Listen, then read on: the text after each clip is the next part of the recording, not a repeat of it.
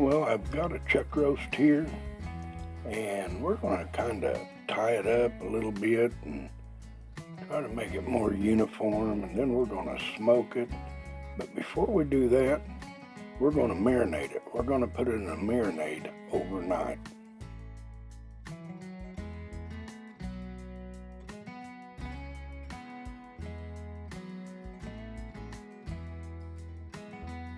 Okay, we got it all hog-tied and ready to put in our marinade.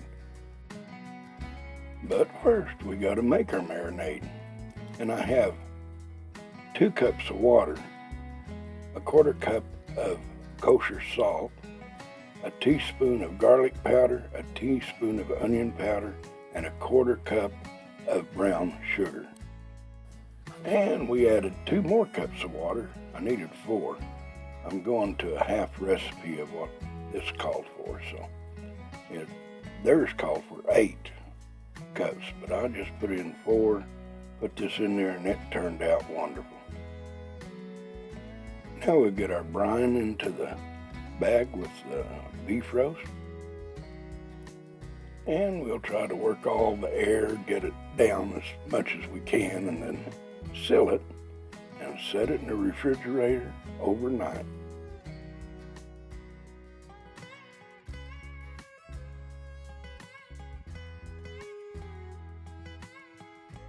Okay, it's the next day, and we're going to remove it from the bag and set it on this rack and pan.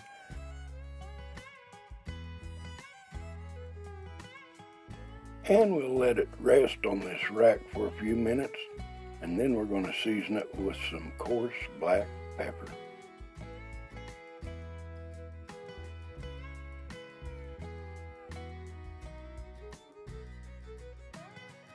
All right, it's time to start applying that coarse black pepper.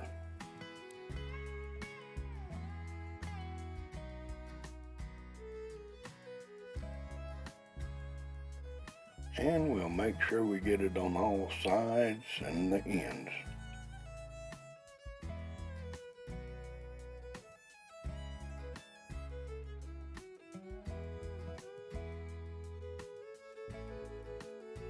I believe it's pretty much covered in black pepper. Now I've already programmed the meat stick. I inserted it into the roast, and it's ready to go.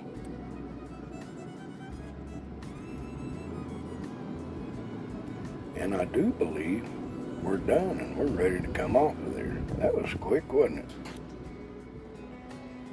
Now look at that. That's got some good color. That's going to be perfect for thin slicing. Oh, it's going to be great.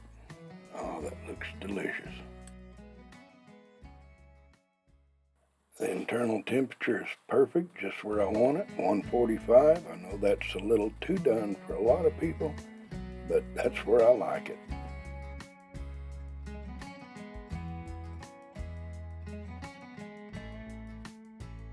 Now we're going to wrap it in plastic wrap, and then we're going to place it back into the refrigerator overnight.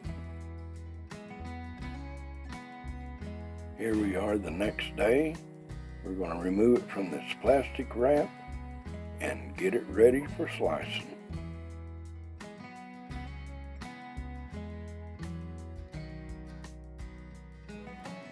We remove the butcher twine, and then we'll slice it in 2 and start slicing.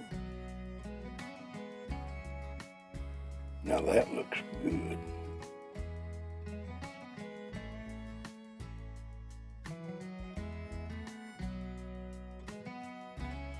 Well, I think we need to speed it up a bit.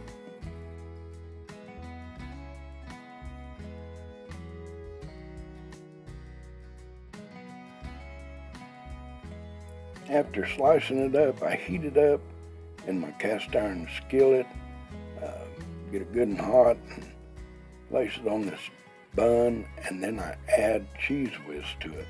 Melt a little cheese whiz, get it over that. Oh, this tasted fantastic. Very, very tender. Now that looks absolutely delicious.